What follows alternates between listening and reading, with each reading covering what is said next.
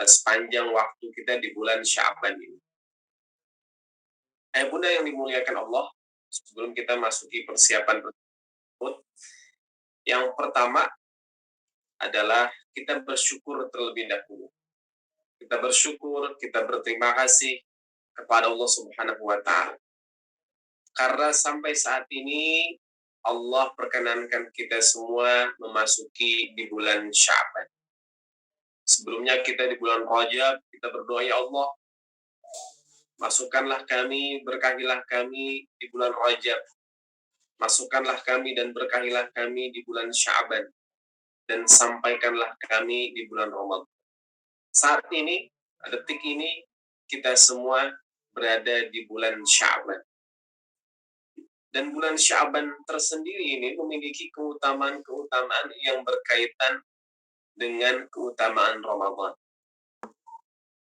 Di antaranya disebutkan bahwa bulan Sya'ban adalah bulan kita menanam, kemudian di bulan Rajab kita menanam, di bulan Sya'ban kita memupuk, kita menyiram, dan di bulan Ramadan kita memanen. Dan di antara hadis Nabi SAW tentang bulan Sya'ban ini adalah Nabi bersabda, "Dzalika syahrun yaghfulun nasu anhu." Bulan Sya'ban merupakan bulan yang manusia banyak lalai terhadapnya. Bulan Sya'ban ini antara bulan Rajab dan Ramadan. Padahal di bulan Sya'ban Nabi menyebutkan turfa'u fihi al-a'mal. Turfa'u fihi al-a'mal. Di bulan Sya'ban ini amalan-amalan turfa, diangkat ila Rabbil Alamin, kepada Allah Subhanahu wa Ta'ala. Fa uhibbu an yurfa'a amali wa ana sha'ibun. Nabi menyebutkan, dan aku senang, aku berharap, dan aku sangat cinta ketika amalan-amalanku diangkat, aku dalam keadaan berpuasa. Subhanallah. Bulan Sya'ban merupakan bulan yang terakhir.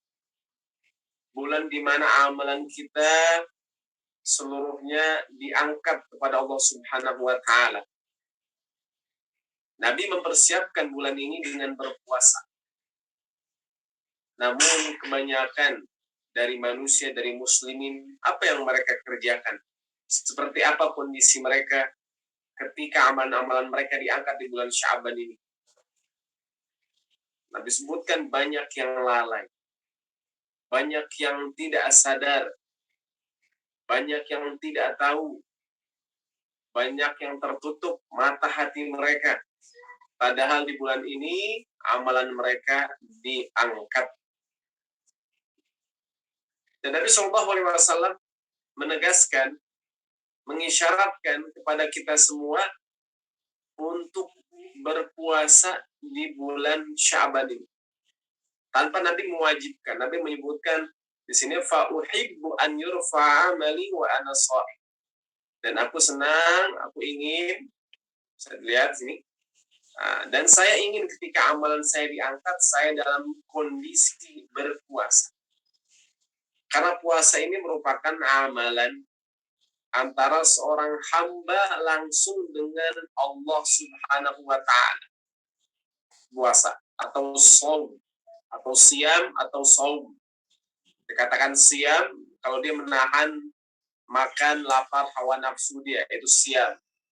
Dikatakan saum ketika dia menahan lidahnya dari perkataan-perkataan yang buruk. Antara siam dan saum.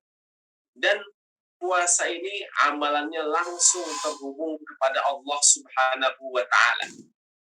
Sebagaimana juga as-salat. As-salat, as-siyam. Nah, ini kalau kita perhatikan katanya, ini sama-sama dimulai dari huruf shad. Sama-sama dimulai dari huruf shad. As-siyam, as-salat. Nah, amalan-amalan seperti ini langsung terhubung kepada Allah Subhanahu wa Ta'ala. Tentang berpuasa, Nabi SAW menyebutkan dalam hadis qudsi bahwa puasa itu as-sawmu li wa ana ajzi bihi. Allah menyebutkan bahwa puasa adalah untukku dan aku yang membalasnya langsung. Jadi puasa amalan yang langsung terhubung kepada Allah, dan ketika amalan kita diangkat di bulan Sya'ban ini, Nabi mengisyaratkan kepada kita semua untuk kita memperbanyak berpuasa. Sebagaimana Nabi sebutkan. Dan ayah bunda yang dimuliakan Allah, yang perlu kita sadari juga, innamal a'malu bil khawatim. Amalan itu tergantung akhirnya. Ada amalan yang tergantung niat, innamal a'malu bin niat, namun di sini innamal a'malu bil khawatim. Amalan tergantung akhirnya.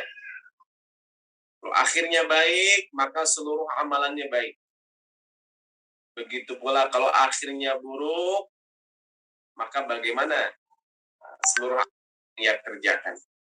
Sya'ban merupakan bulan terakhir sebelum masuk Ramadan.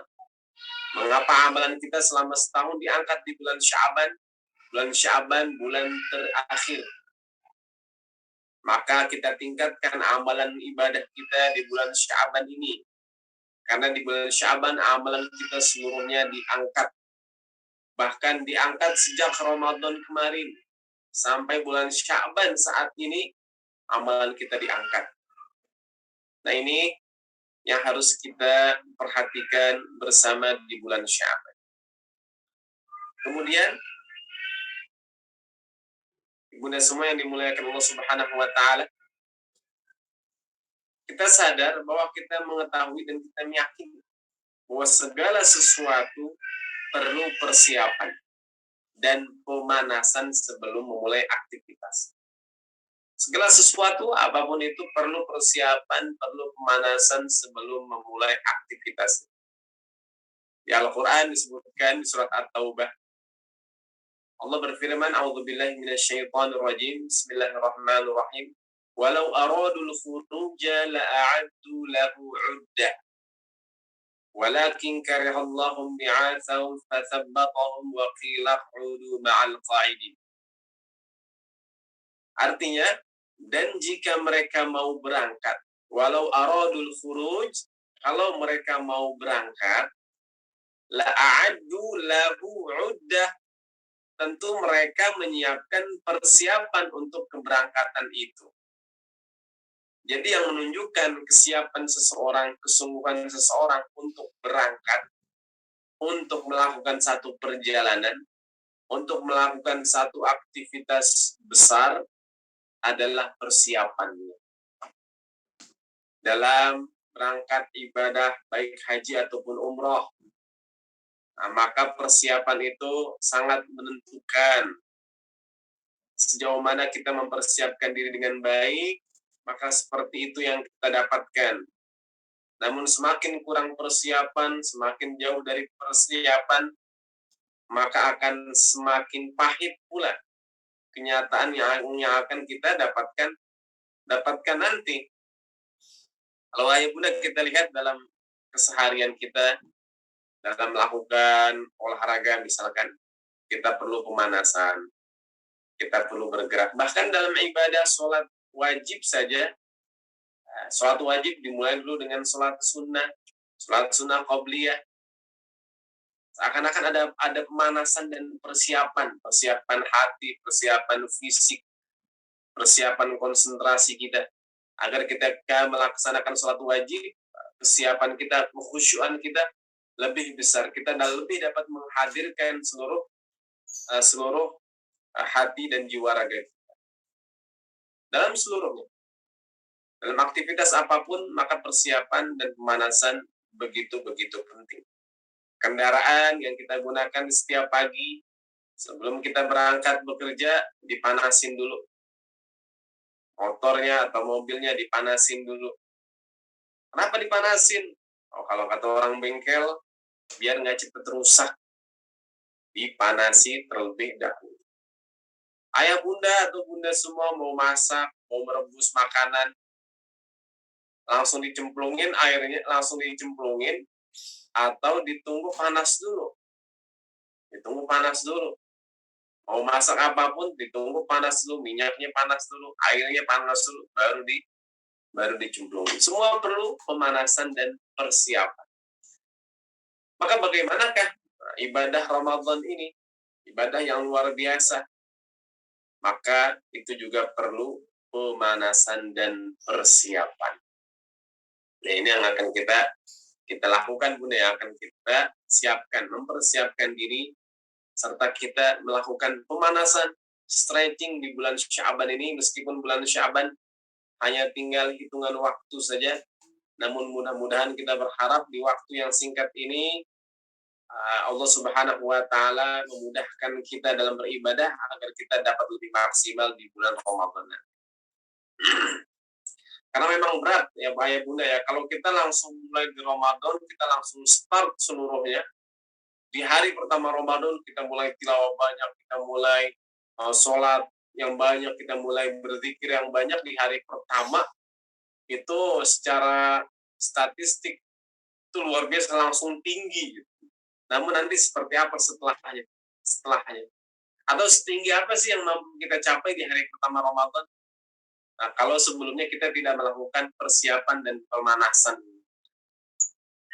Ini juga bertujuan agar ketika memasuki hari pertama Ramadan, kita telah mencapai level dan tingkat tertentu dalam beribadah.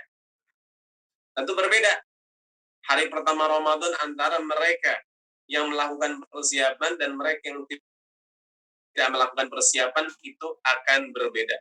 Akan berbeda setinggi apa yang dapat mereka capai di hari pertama Ramadan tergantung persiapan mereka. Dan ketika kita ingin terbang tinggi, kita juga perlu melakukan persiapan. Sebagaimana pesawat, ketika pesawat mau terbang, melakukan kecepatan dulu, baru setelah itu take off ya. Maka persiapan yang pertama adalah persiapan hati. Persiapan hati. Persiapan hati ini kita buka mata kita, buka hati kita, serta sadari akan kedatangan Ramadan. Ramadan merupakan salah satu syiar, salah satu makhluk dan syiar Allah Subhanahu wa Ta'ala yang Allah muliakan dalam Al-Quran. Syahrul Ramadan alladzi unzila fihi al-Quran. Di bulan Ramadan, bulan diturunkannya Al-Quran. Dan ketika kita muliakan Ramadan ini, muliakan salah satu syiar Allah ini, itu merupakan bagian dari ketakwaan. Allah berfirman dalam Al-Quran di surat Al-Hajj, wa may yu'adzim sya'air Allah. Barang siapa yang mengagungkan syiar-syiar Allah, fa innaha min taqwal qulub. Maka ia sesungguhnya bagian dari ketakwaan hati.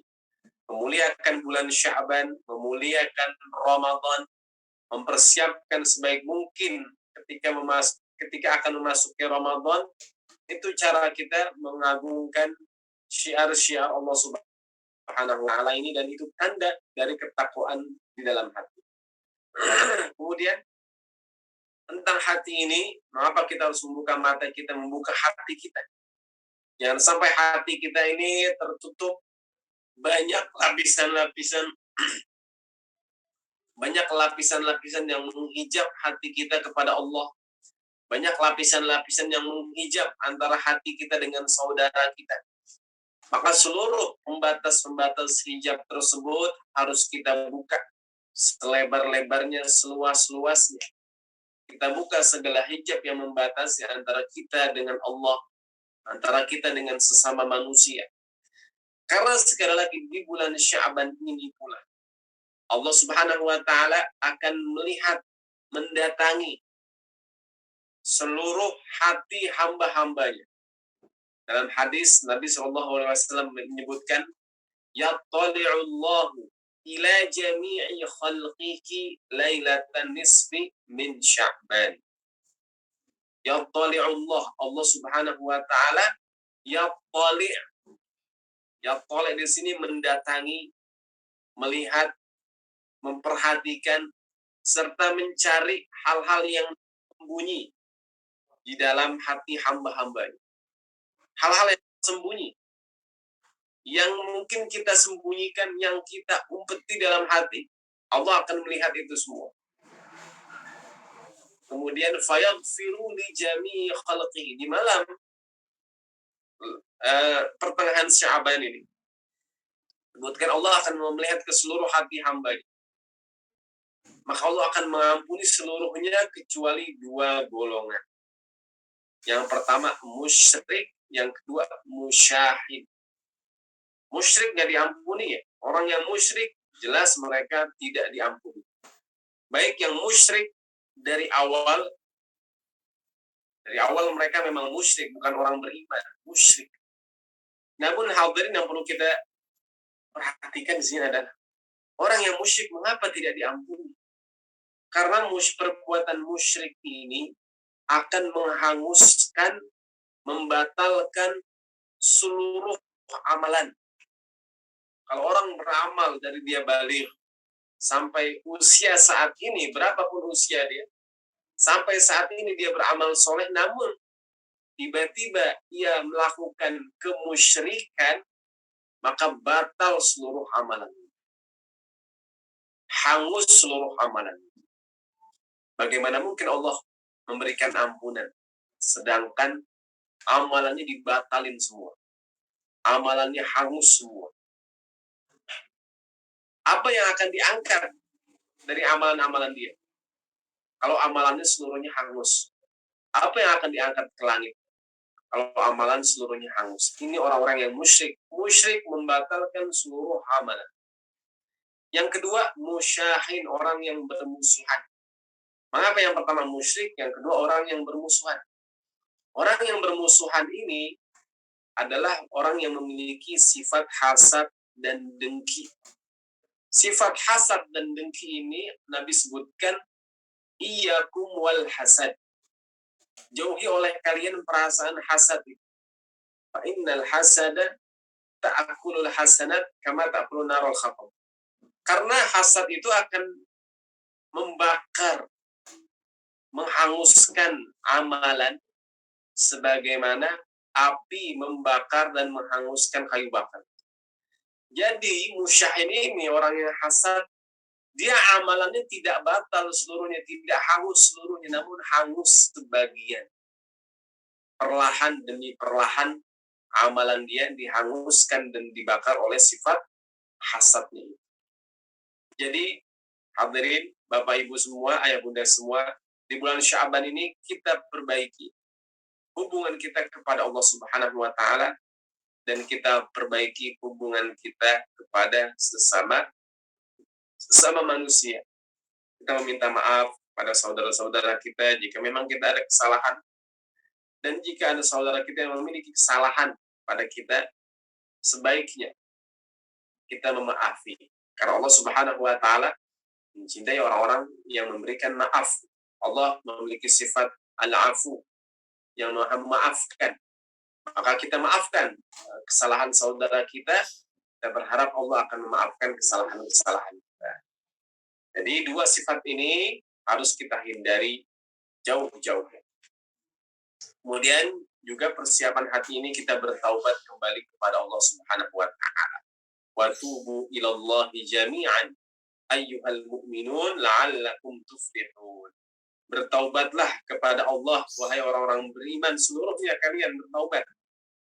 Agar apa? La'allakum tuflihun, agar kalian sukses, agar kalian beruntung, kata Allah Subhanahu wa taala. Agar kalian beruntung, bertaubat kepada Allah, kembali kepada Allah Subhanahu wa taala. Beruntung dengan amalan yang kalian kerjakan, yang kita kerjakan, kita mendapati hasilnya. Itu semua dengan bertaubat kembali kepada Allah. Jika tidak bertaubat dari kemusyrikan, tidak bertaubat dari hasad dan dengki, maka amalan-amalan seluruhnya masih dalam keadaan hangus, habis. Namun kalau dia bertaubat kembali kepada Allah Subhanahu wa taala, Allah akan ganti, Allah akan rubah, Allah akan balik keburukan-keburukannya menjadi kebaikan-kebaikan. Kemudian selanjutnya ayah bunda, yang kita perlu persiapkan adalah ibadah di siang hari. Apa sih ibadah di siang hari yang perlu kita persiapkan di bulan Sya'ban ini? Yaitu berpuasa. Kalau memang ada puasa yang belum diganti, baiknya kita ganti di bulan Sya'ban ini. Sebanyak apa kita mempersiapkan puasa semampu kita. Dalam riwayat Aisyah radhiyallahu anha sebutkan, karena Rasulullah sallallahu alaihi wasallam yasum hatta naqula la yuftir wa yuftiru hatta naqula la yasum. Terkadang Nabi Shallallahu Alaihi Wasallam puasa beberapa hari sampai kami katakan beliau tidak pernah puasa. Dan terkadang beliau tidak puasa terus hingga kami katakan beliau tidak melakukan puasa. Dan kata Aisyah, wa ma ra'aitu Rasulullah Shallallahu Alaihi Wasallam istakmala siyama syahrin qat illa Ramadan. Dan aku tidak pernah melihat Nabi Shallallahu Alaihi Wasallam berpuasa menyempurnakan puasa dalam satu bulan kecuali bulan Ramadan. Jadi Nabi Shallallahu Alaihi Wasallam hanya menyempurnakan puasa dalam satu bulan di bulan Ramadan saja. Yang kedua, Aisyah mengatakan seperti ini yang menarik, ayah bunda, wa ma ra'aituhu fi syahrin aktsara minhu siyaman fi Sya'ban. Aku tidak pernah melihat Nabi berpuasa yang paling banyak setelah Ramadan kecuali berpuasa di bulan Sya'ban. Rasulullah SAW merupakan manusia yang agung, yang begitu mulia. Allah menjamin surga. Namun Nabi SAW berpuasa begitu banyak di bulan Sya'ban. Sebanyak apa Nabi berpuasa? Lebih banyak daripada bulan-bulan yang lain. Namun seperti apa banyaknya untuk kita yang muda? Maka kita berpuasa 15 hari di bulan Sya'ban. Banyak di sini kita berpuasa lebih banyak daripada bulan-bulan sebelumnya. Kebanyakan kita kan bulan Ramadan, puasa penuh. Sya'ban, di bulan Syawal, 6 hari di bulan Syawal. Setelahnya gimana? Kita berpuasa atau enggak? Ada yang mungkin berpuasa Senin Kamis, ada yang berpuasa Daud, ada yang berpuasa Senin aja, ada yang berpuasa Kamis aja, atau ada yang nggak puasa sama sekali. Kalau nggak puasa sama sekali, maka di bulan Sya'ban, seberapa banyak yang dapat ia lakukan di bulan Sya'ban, dia lakukan. Mampunya satu kali. Namun dikatakan banyak itu minimal berapa ya bunda?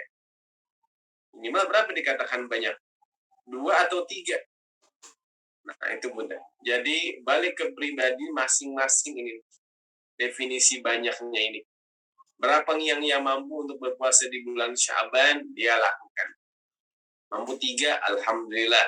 Mampu 1, alhamdulillah. Mampu mengganti aja puasa-puasa yang belum diqadha, alhamdulillah. Yang penting kita mempersiapkan diri kita untuk masuk ke bulan Ramadan. Jadi di siang hari adalah puasa.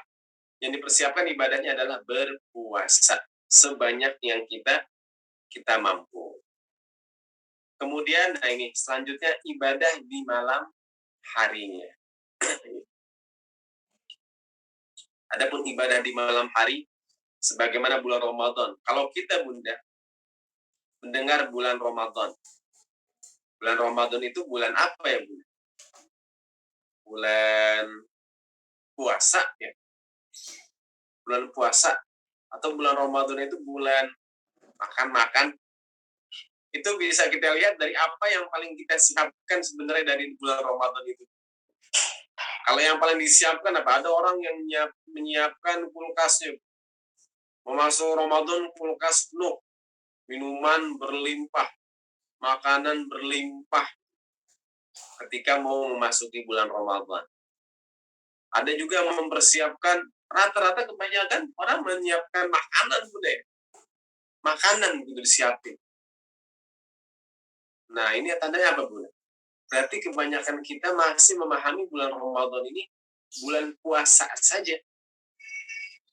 Karena yang kita persiapkan untuk fisik kita semua, yaitu makanan. Begitu. Makanan yang kita siapkan.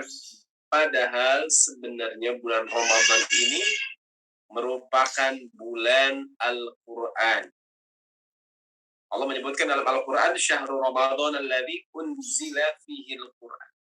Di bulan Ramadan itu, syahrul Ramadan, bulan Ramadan adalah syahrul Ramadan alladzi adalah unzila fihi al-Qur'an, di dalamnya diturunkan Al-Qur'an. Karena Al-Qur'an diturunkan di bulan Ramadan, bahkan Nabi Shallallahu alaihi wasallam diangkat menjadi rasul dan nabi itu di bulan Ramadan. Meskipun saat itu belum diwajibkan berpuasa Ramadan. Jadi seakan-akan kita menyambut hari dan bulan di mana di bulan tersebut pertama Nabi Muhammad SAW dijadikan Nabi dan Rasul. Yang kedua, bulan di mana Allah memulai berbicara langsung dengan hamba-hambanya. Kita memuliakan bulan di mana di bulan tersebut Allah memulai percakapan dengan makhluknya, dengan hamba-hambanya, dengan manusia, dengan Al-Quran ini. Kalau kita menyiapkan ulang tahun kita menyiapkan hari-hari spesial kita, anniversary kita siapkan, maka ini bulan luar biasa. Di bulan tersebut Allah Subhanahu wa Ta'ala membuka percakapannya dengan makhluk-makhluk, yaitu Al-Quran. Maka yang kita persiapkan di malam harinya, Bunda, adalah tilawah Al-Quran dan sholat malam. Kita mulai dengan membaca Al-Quran harian. Berapa yang mampu kita baca di setiap harinya, 1 halaman, 2 halaman, kita mulai. 3 halaman, kita mulai. Para ulama terdahulu, mereka jauh sebelum Ramadan, mereka telah mempersiapkan diri untuk berinteraksi dengan Al-Quran di malam hari. Dimulai dengan membacanya ini. Kemudian sholat malam, namun sholat malam ini harus diperhatikan, kita harus jaga sholat 5 waktu kita. Yang wajibnya harus kita jaga. Kalau bisa kita lakukan tepat waktu. Nah, selanjutnya sholat malam ini ada 2, Bunda, ya. Ada qiyamul lail, ada tahajud. Boleh nggak kita qiyamul lail di bulan Sya'ban? Boleh. Boleh nggak tahajud di bulan Sya'ban? Boleh juga. Kalau qiyamul lail itu kita lakukan sebelum tidur. Kalau bangun tidur itu namanya tahajud, gitu, Bunda, ya. Jadi kalau sebelum tidur namanya qiyamul lail, kalau setelah tidur namanya tahajud. Karena tahajud itu ada kita melaksanakan sholat melawan keinginan kita untuk tidur, gitu. Jadi ini yang kita persiapkan, membaca Al-Quran terutama di malam hari. Kemudian kita mulai dengan sholat malam, nggak usah banyak-banyak, udah ya, buat latihan nggak usah banyak-banyak.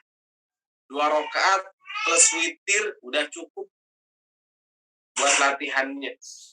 Suratnya kayak gimana? Nggak usah panjang-panjang. Allah sebutkan di sini. Nah, di surat Al-Muzammil ayat 20 Allah sebutkan faqra'u ma tayassara minal Qur'an. Karena itu bacalah yang mudah dari Al-Qur'an. Kondisi apapun Bunda kita diminta membaca Al-Qur'an. Nah, kalau Bunda lihat di sini terjemahan surat Al-Muzammil ayat 20, Allah menyebutkan ada 3 golongan manusia di ayat ini. Yang pertama ada orang-orang yang mereka alimaan sayakunu minkum marad, ada orang-orang yang sakit. Yang kedua, golongan kedua, wa akharun yadribuna fil ard. Yang kedua ada orang-orang yang berjalan di muka bumi mencari rizki. Mereka yang berdagang. Mereka yang pengusaha. Mereka yang mencari penghidupan mereka. Dan golongan yang ketiga adalah wa akharuna yuqatiluna fi sabilillah. Dan ada juga golongan yang mereka berjuang berjihad di jalan Allah. Ada yang sakit, ada yang mencari rezeki, ada yang berjuang di jalan Allah. 3-tiganya ini Allah perintahkan faqra'u ma tayassara minal Qur'an. Maka bacalah apa yang mudah bagimu dari Al-Quran. Mau sakit, mau sesibuk apapun dengan dunia, mau sesibuk apapun mereka sedang berjuang di jalan Allah, faqra'u ma tayassara minal Qur'an. Baca yang mudah dari Al-Quran. Berapa mampunya? Seapa bisanya? Baca. Bahkan 2 kali diulang ini, Bunda. Faqra'u ma tayassara minal Qur'an, 2 kali diulang. Bunda lihat ini di ayat Al-Muzammil ayat 20, 2 kali diulang. Betapa Allah Subhanahu wa taala sangat menekankan pada kita semua untuk membaca Al-Qur'an di setiap harinya. Terlebih lagi bulan Ramadan nanti, bulannya Al-Qur'an. Nah, berarti kita harus mempersiapkan lebih besar lagi nih tilawah kita untuk Al-Qur'an. Berapa yang mau kita hatamkan nanti? Kita siapkan dari sekarang itu semua. Kemudian selanjutnya Bunda, jadi ibadah siang hari, ibadah malam hari, dan terakhir adalah ibadah kita berdoa. Kita berdoa. Berdoa ini ada dua doa Bunda ya, yang memang perlu kita sering-sering membacanya. Berdoa di sini dapat kita kategorikan berdoa di antaranya membanyak beristighfar dan memperbanyak berzikir. Istighfar, kita meminta ampunan kepada Allah Subhanahu wa taala atas segala dosa-dosa.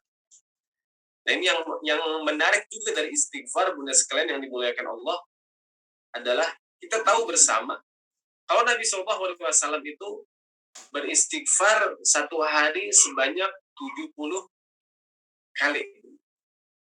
Nabi beristighfar 70 kali dalam satu hari. Nah, itu apa berarti? Berarti satu hari 70 kali. Kita sebagai umatnya juga sama, Bunda. Paling tidak satu hari kita istighfar 70 kali. Kalau kita kurang dari 70 kali, nah ini dia. Seakan-akan kita mengutang istighfar, Bunda. Ngutang istighfar. Jadi kita bisa menghitung, Bunda. Kita bisa menghitung begini. 70 kali satu hari. Dikali setahun, 365 kali. Itu kita dapati 25.550 kali istighfar dalam setahun berarti. Setahun istighfar 25.000 kali. Oke. Dikali lagi Bunda dari usia balik. Kalau Nabi SAW dari usia 40 tahun diangkat menjadi Nabi sampai usia 63 tahun, berarti 13 tahun Bunda ya. 4, 5, 6 atau 23 tahun ya. Berarti dikali 23 tahun. Nabi SAW kalau dihitung setiap hari 70 kali istighfar, berarti selama 23 tahun ada 587.000 kali. Itu hitungan realnya, Bu. Kira-kira begini. Kita sudah sampai ke angka tersebut belum ya dalam beristighfar? Dari akil baligh kita. Kan dihitung kita dari akil baligh, Bunda. Sampai usia kita sekarang. Jangan-jangan seharusnya saya udah beristighfar 2 juta kali. Jangan-jangan saya harusnya udah istighfar sebanyak 3 juta kali. Itu hisabat kita, hitungan kita sendiri aja. Berarti memang harus banyak beristighfar. Di bulan Ramadan Allah lipat gandakan kesempatan kita membayar istighfar yang kita lewatkan. Makanya istighfar ini amalan yang harus banyak dikerjakan. Berzikir juga berzikir dengan beragam macamnya Bunda ya. Subhanallah walhamdulillah wala ilaha illallah wallahu akbar. Dan di sini ada doanya Bunda, doa memasuki Ramadan. Memohon agar Allah masukkan kita ke dalam Ramadan. Ada 2 doa yang kita udah hafal bersama kan, Allahumma barik lana fi Sya'ban wa ballighna Ramadan. Itu yang udah kita hafal bersama. Nah, ini doa yang mungkin udah ada yang hafal juga Bunda. Ini doanya begini. Allahumma ahilhu alaina bil amni wal iman was salamati wal islam wa taufiqi lima tuhibbuhu wa tarda. Ini doanya nanti Bunda bisa lihat, bisa dihafalkan juga, dibaca setiap hari sampai nanti masuk Ramadan. Artinya luar biasa. Ini doa dari sahabat Nabi SAW. Ya Allah hadirkan, Allahumma ahilhu alaina, ya Allah hadirkanlah Ramadan kepada kami. Bil amni wal iman, dengan aman wal iman dan keimanan. Jadi kita minta Ramadan nanti hadir dengan penuh keamanan. Kalau kita mereview beberapa tahun lalu, Bagaimana Ramadan hadir, namun kondisi kita, keadaan kita bukan dalam keadaan aman. Seperti apa yang kita rasakan kan ketika itu, makanya kita mohon ya Allah hadirkan Ramadan bil amni wal iman, dengan keamanan dan keimanan. Aman lingkungan kita, aman keluarga kita, aman finansial kita, aman kesehatan kita, wassalamati wal islam, dan keselamatan dan keislaman. Kita minta selamat, biar sampai Ramadan ini kita selamat. Selamat itu kita tidak berkurang satu apapun dari hal-hal yang kita inginkan. Selamat, selamat hati kita. Selamat di sini berarti kita akan dihindarkan dari segala hal yang menghancurkan kita. Musyrik, musyahin tadi, perasaan hasad, dengki, apalagi perasaan syirik. Kita minta as-salamah, keselamatan. Mudah-mudahan Allah hindarkan kita dari hal-hal yang dapat merusak amalan-amalan. Wassalamati wal islam, dan keislaman. Kalau iman tadi, amalan hati kita. Islam, amalan anggota tubuh kita. Salat, kita zakat, kita umroh, itu Islam. Haji. Wa taufiq lima tuhibbuhu wa tardah. Dan taufik. Taufik adalah, taufik Bunda, kita udah tahu hal ada satu amalan baik, kita tahu. Namun kadang kita belum mengerjakan. Itu belum mendapatkan taufik namanya. Mereka yang mendapatkan taufik, mereka tahu hal itu baik dan mereka kerjakan. Makanya kita minta taufik dari Allah, lima tuhibbuhu wa tardah, untuk melakukan apa yang engkau cintai dan engkau ridhoi. Nah, ini doa yang pertama. Doa yang kedua ini, Allahumma sallimni min Ramadan wa sallim Ramadan li wa tasallamhu minni mutaqabbala. Allahumma ya Allah sallimni min Ramadan. Ya Allah selamatkanlah aku untuk Ramadan. Ini tidak diselamatkan, Bunda, diselamatkan. Tadi diminta keamanan, keselamatan, di sini kita minta lagi. Secara khusus keselamatan untuk sampai ke Ramadan. Wasallim Ramadan li, dan selamatkanlah Ramadan untukku.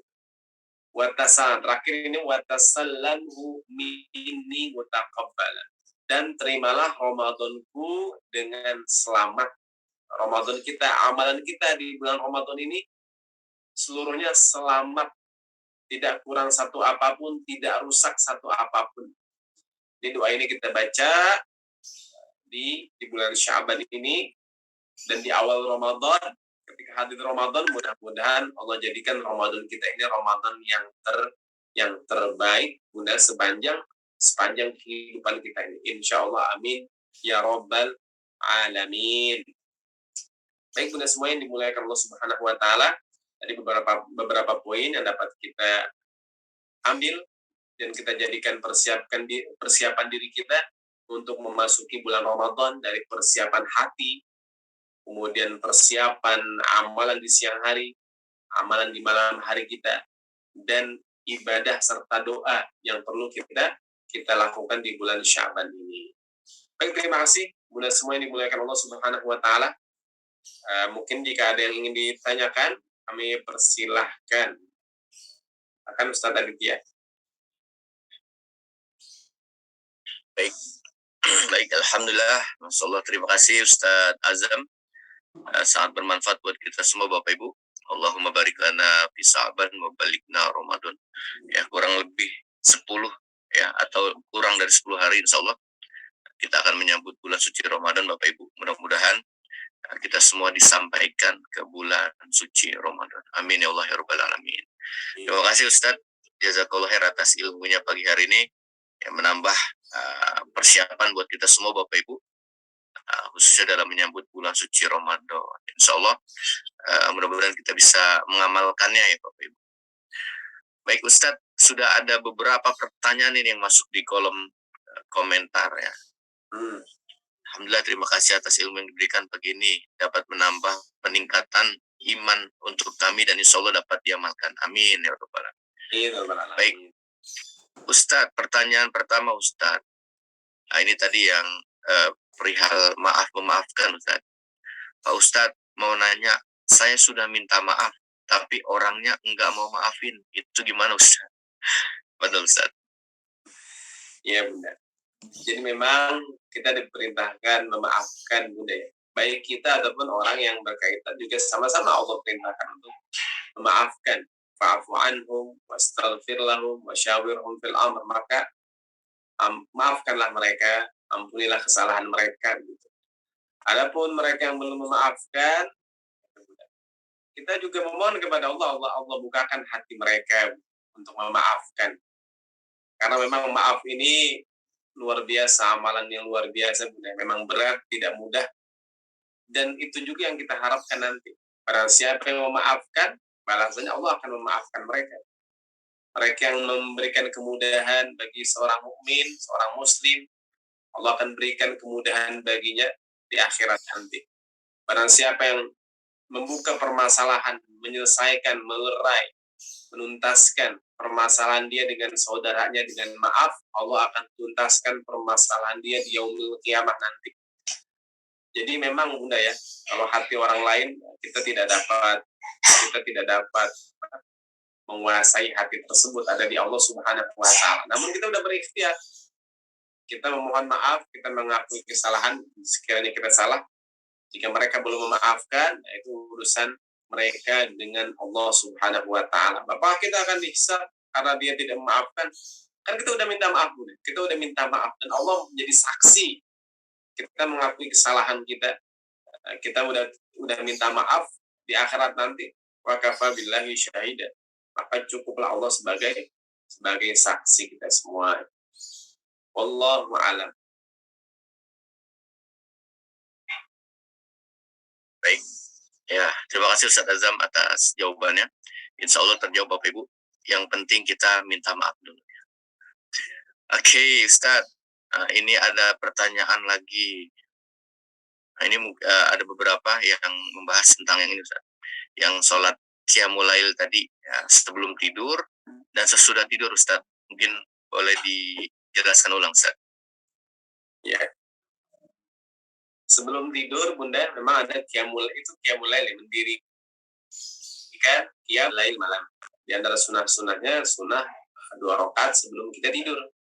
Kalau kita mampu witirnya sebelum tidur, kita kerjakan sebelum tidur. Kalau kita nggak mampu sebelum tidur, kalau kita mampunya bangun tidur sebelum subuh, kita lakukan witir tersebut di akhir malam. Kalau nggak mampu, maka sebelum tidur.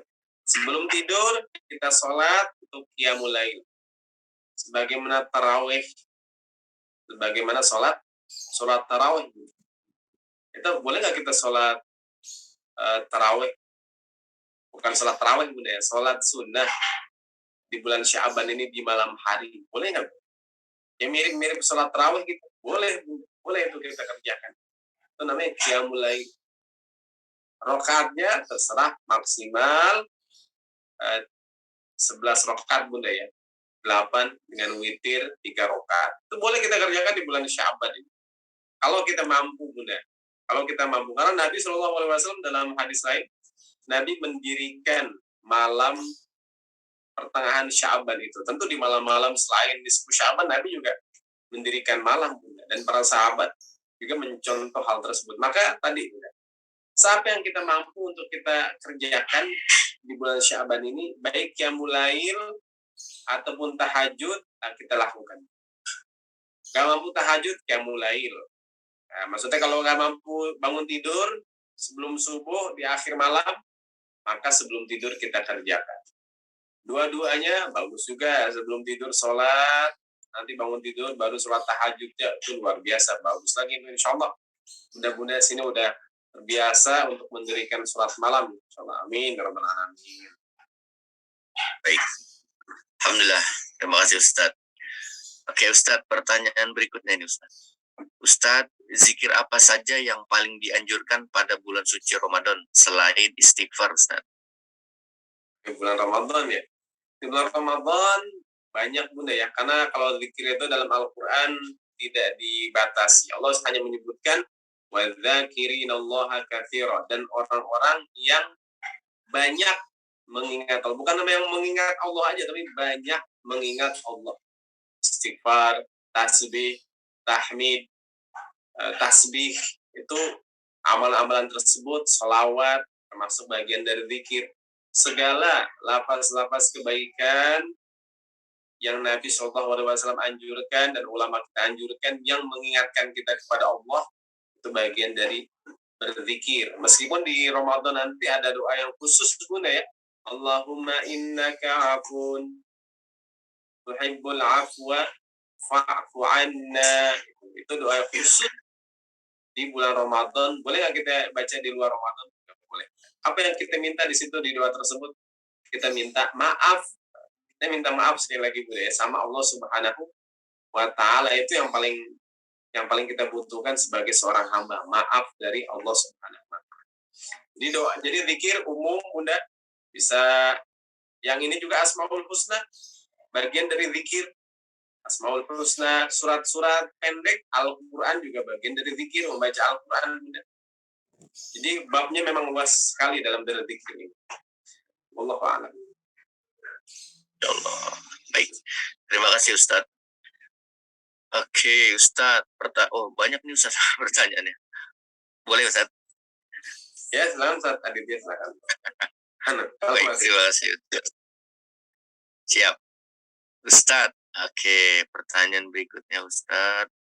Assalamualaikum Ustadz. Apakah ada dalil mau untuk menjelang bulan Ramadan untuk saling bermaaf-maafan Ustadz? Terima kasih Ustadz. Iya, menjelang Ramadan dalilnya yang tadi Bunda ya. Dalilnya itu bahwa ada anjuran untuk saling memaafkan sebelum Ramadan. Jadi kalau kita bayangin gini Bunda, masa kita masuk bulan Ramadan, bulan ampunan dari Allah Subhanahu wa Ta'ala, tapi kita masih punya masalah dengan tetangga kita, dengan mertua dengan mantunya, atau abang dengan adiknya, atau sama tetangga, ayah dengan anaknya, anak dengan ibunya. Nah, itu gimana Bunda? Itu apakah mencerminkan maaf? Apakah mencerminkan ampunan? Meminta ampunan kepada Allah, minta maaf dari Allah, tapi apa kesalahan saudaranya yang sepele, yang kecil, kesalahan orang tuanya, kesalahan mantunya, kesalahan anaknya nggak diampuni. Itu kan namanya musyahin Bunda. Apalagi kalau sampai musyahin ini, ada dengki, hasad, nggak mau maafin orang. Kenapa nggak mau maafin orang?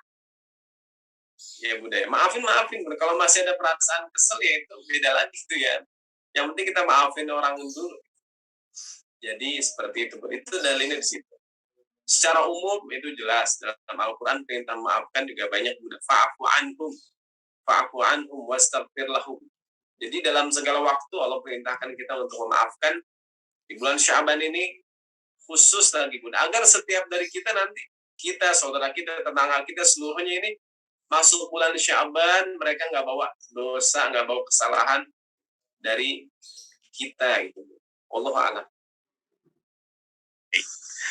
Ya, di segala waktu Bapak Ibu tadi Ustadz Wahid pun di segala waktu juga boleh ya dianjurkan untuk meminta maaf dan memaafkan. Ya, jadi khususnya memang sebelum bulan puasa, tapi di segala waktu boleh dan sangat dianjurkan untuk saling memaafkan. Terima kasih Ustadz Azam. Ustadz, pertanyaan berikutnya, Pak Ustadz mau tanya, kalau sholat taraweh untuk perempuan baiknya di masjid atau di rumah ya? Soalnya kalau di masjid 21 rakaat, jadi suka ngantuk karena panjang. Oke, silakan Ustaz. Iya Bunda. Nah, buat sholat tarawih ini memang Bunda, kalau kita lihat bagaimana istri Nabi SAW. Istri Nabi sholat di masjid, sholat di masjid ketika tarawih ini. Bahkan kita tahu kan, istri Nabi sampai iktikaf Bunda ya. Ummul Mukminin mereka semua setelah meninggal Nabi mereka beriktikaf. Nah, ini juga menjadi contoh, bahkan Nabi sebutkan dalam hadis la tamna'u ima Allahi masajidallah. Jangan menghalangi para hamba-hamba Allah yang perempuan untuk menuju masjid Allah. Jadi buat sholat tarawih itu melakukan di masjid ada anjurannya, ada tuntunannya. Di rumah juga ada. Kalau hadis di rumah lebih banyak Bunda ya. Sholat, sebaik-baiknya sholat seorang wanita itu di rumahnya, di pojok ruangannya, gitu. Semakin tertutup, semakin baik. Di masjid juga ada keutamaan tersendiri Bunda ya. Langkah ke masjid, pahala, sholat berjamaah, itu masing-masing semua ada kebaikannya semua. Jadi maksudnya begini, kalau ada perempuan mampu sholat di masjid, lebih semangat sholat di masjid, silahkan. Yang nggak mampu sholat di masjid, jangan kecewa. Jangan kecewa, jangan kecil hati. Pahalanya juga besar. Kalau sholat di masjid, banyak besar 23 rakaat. Itu kita nggak harus ngambil semuanya juga Bunda ya. Allah tidak membebani kecuali yang kita mampu. Mampu 8 aja. Selesai duluan, witir duluan, begitu Bunda ya. Atau yang lebih ekstrim lagi, cari masjid yang yang sholatnya lebih ringan, bukan lebih cepat Bunda ya, bukan lebih cepat, lebih ringan, itu lebih ekstrim lagi kalau memang ada. Kalau nggak ada, siasat tadi 8 rakaat, silakan witir duluan. Baiknya gimana? Boleh bisa di mix Bunda ya, lagi enak di masjid, nanti di rumah, di masjid, di rumah juga bisa seperti itu. Jadi banyak babnya juga luas dalam hal ini. Wallahu a'lam. Masya Allah. Terima kasih Ustaz. Nah, ilmu baru nih Bapak Ibu. Yang baru ditahu, yang baru saya tahu. Baik, Ustaz. Alhamdulillah, terima kasih bimbingan ilmunya Ustaz. Terima kasih. Oke, pertanyaan berikutnya. Sebelum Ramadan, apa kita wajib ziarah ke makam orang tua Ustaz? Walau setiap hari kita selalu mendoakan orang tua. Tafadhol Ustaz. Iya. Ya Bunda ya, ini ya memang hal ini sering terjadi dan memang cukup banyak dilakukan di masyarakat kita di Indonesia ini Bunda. Ziarah kubur, ya kita bilang ziarah kubur. Memang ziarah kubur merupakan satu amalan sunnah, jelas sunnah Bunda. Nabi sebutkan al-anfazuruha. Saat ini datangilah dan ziarah kubur karena dia mengingatkan kepada akhirat. Jadi ziarah kubur sunnah Bunda. Di bulan Syaban, mengapa pada memilih bulan Syaban ini di akhir Syaban? Karena Ramadan bulan fokus ibadah semua Bunda. Di Ramadan fokus semuanya ibadah, mungkin nggak sempat gitu ziarah kubur di bulan Ramadan tuh nggak sempat. Jadi diambil di bulan akhir Syaban. Jadi seperti itu mengapa di akhir Syaban orang melakukan ziarah kubur. Sekali lagi dia nggak mampu di bulan-bulan lain, mampunya di bulan Syaban, udah di bulan Syaban dia ziarah kubur, biar nanti masuk Ramadan kan tadi ziarah kubur mengingatkan kepada akhirat. Ya di bulan Ramadan semangatnya, keyakinannya tentang pahala, keyakinannya tentang surga, keyakinannya tentang balasan dari Allah itu lebih besar lagi Bunda. Jadi seperti itu. Ziarah kubur ziarah kubur lagi halangan ziarah kubur boleh Bunda. Lagi halangan ziarah kubur, nggak boleh masuk ke dalam masjid, ziarah kubur silahkan aja. Allah alam. Baik Ustadz, ada 2 atau 3 pertanyaan lagi Ustadz. Izin Ustadz, ada yang bertanya juga di YouTube kita Ustadz. Nah, ini di YouTube banyak juga yang join, 50 orang. Ustadz, terkait wudhu, ini dari Ibu atau Bapak nih, Suzana Zainal dari YouTube. Terkait wudhu sebelum tidur, bolehkah syarat sahnya wudhu saja? Misal telapak tangan, muka, dan membasuh tangan Ustadz. 3 aja Ustadz. Ya, itu asal wudhu seperti itu ya, budaya di surat Al-Maidah ayat ke 1, 2, 3, 4, ayat ke 6. Jadi berwudhu dasarnya wajibnya itu yang penting.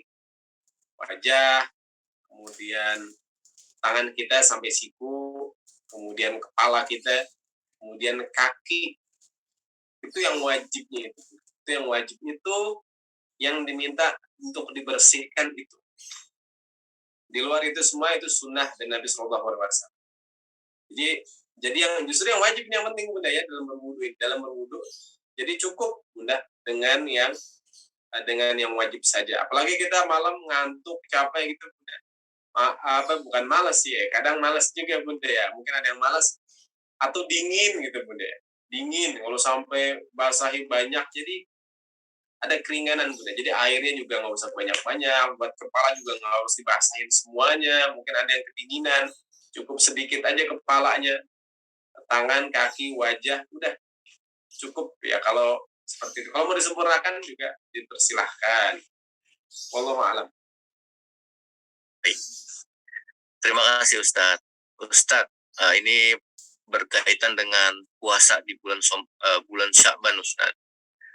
Kapan batas terakhir kita boleh puasa sunnah di bulan Sya'ban Ustadz? Ya. Ya, batas terakhirnya ya. Batas terakhirnya ini Nabi Shallallahu alaihi wasallam menyebutkan la tuqaddimu Ramadan biyaumin aw yaumain. Jangan mendahului Ramadan dengan sehari atau 2 hari sebelumnya. Tapi jarang memang Bunda ya orang puasa sampai dekat Ramadan masih puasa itu jarang Bunda ya. Jadi rata-rata setelah nisfu Sya'ban ini bahkan kebanyakan orang juga setelah nisfu Sya'ban udah mulai nggak puasa sampai Ramadan itu masih boleh sebenarnya. Yang nggak boleh itu yang jelas-jelas nggak boleh 2 hari atau 1 hari menjelang Ramadan. Kalau 1 hari itu kan nanti ada beda Bunda. Ada yang mulai duluan, ada yang mulai belakangan. Maka memang baikin 2 hari atau 3 hari sebelum Ramadan. Kita jangan ganti puasa juga, jangan puasa dan nggak usah ganti puasa. Jadi gitu. Kita benar-benar mengkhususkan Ramadan itu. Jangan nyampurin Ramadan dengan dengan puasa-puasa yang lain. Oh ganti 1 hari sebelum Ramadan baru ganti puasa. Jadi kan Ramadannya kelebihan dia, lebih banyak. Nah itu Nabi melarang hal tersebut. Jangan mendahului Ramadan dengan sehari atau 2 hari berpuasa sebelum itu jangan. Wallahu a'lam.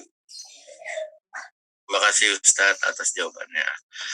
Ustadz, ini bertanya nih, panjang Ustadz pertanyaannya. Ustadz, bagaimana caranya mengikhlaskan saudara yang berkali-kali mencuri barang kita Ustadz? Contohnya AC kita diambil, dijual. Apa aja yang ada di gudang diambil, dijual.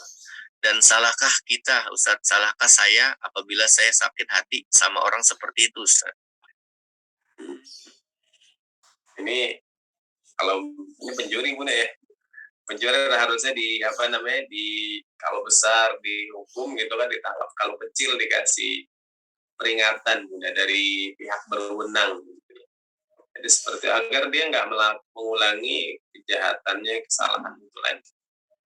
Adapun kita yang terzolimi ini, kalau memang nggak mampu dikembalikan, kan harusnya yang mencuri ini ketika ditangkap dia harus mengembalikan itu Bunda apa yang udah dia curi gitu. Kalau dia mampu mengembalikan, kalau nggak dikembalikan udah dia dihukum. Kalau besar mencurinya bahkan di dalam Islam sampai dipotong tangan begitu. Mengembalikan kemudian dipotong tangan dalam Islam. Nah, kalau misalkan kecil, hal-hal yang sepele, sederhana atau nggak bernilai besar Bunda ya, itu juga hal tersebut dia mencuri karena kebutuhan tertentu, maka diberikan peringatan Bunda, ditegur dengan keras karena perbuatan tersebut merupakan perbuatan yang zalim Bunda, perbuatan yang kufur, nggak meyakini akan rezeki dan rezeki dari Allah Subhanahu Wa Taala sampai mencuri seperti itu. Dan sikap kita Bunda memaafkan Bunda. Karena hal tersebut sebenarnya ketika kita memaafkan Bunda, kita mengampuni, Allah sebutkan wa in ta'fu wa taghfiru fa innallaha ghafurur rahim. Dalam ayat Qasas misalkan Allah sebutkan jika mereka mengampuni, mereka memberikan maaf itu lebih baik bagi mereka. Jadi begitu. Dia selalu maaf, ampunan itu lebih baik lagi. Meskipun ini orang yang punya wewenang gitu kan, kalau dalam Qisas keluarga yang terbunuh ini, keluarga dari yang terbunuh kan punya hak wewenang buat mendirikan Qisas tersebut biar pembunuh ini mati juga. Tapi kalau keluarga itu memaafkan, kalau memaafkan itu maknanya sang pembunuh ini beserta keluarga besarnya harus membayar, mengganti dengan diat gitu Bunda. Itu namanya memaafkan. Kalau memaafkan, Allah menyebutkan itu lebih baik. Itu dalam hal kisos pun yang lebih besar lagi. Begitu pula dalam kasus pencurian-pencurian, apalagi pencurian kecil Bunda ya. Maka memaafkan juga dianjurkan